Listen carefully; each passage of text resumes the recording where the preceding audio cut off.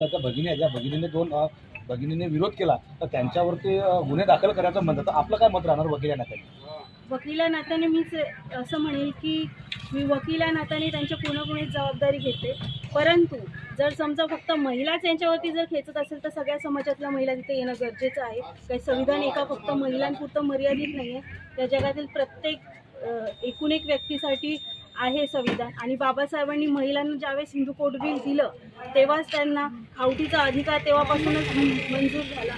दुसरी गोष्ट, जे घरगुती हिंसाचाराचे जे प्रकार आहे 2025च्या कायद्यानुसार जर बघायला गेलं तर ते पूर्णपणे महिलांवरती आहेत आणि हे बाबासाहेबांनी यांच्यावरती उपकार करून दिलेले आहेत. आता बीजेपी सरकार आहे, पूर्ण सत्तेमध्ये महाविकास आघाडीची सरकार आहे आणि जे ताई जे आहेत ते आपलं कॉन्स्टेबल जे होते यांचं असं म्हणणं आहे की त्यांच्याकडे ॲट्रॉसिटी गुन्हे अंतर्गत गुन्हे दाखल व्हायला पाहिजे आणि पोलीस प्रशासनाने केले नाही. त्याच्याबद्दल आपण शॉर्टमध्ये काय मत राहणार?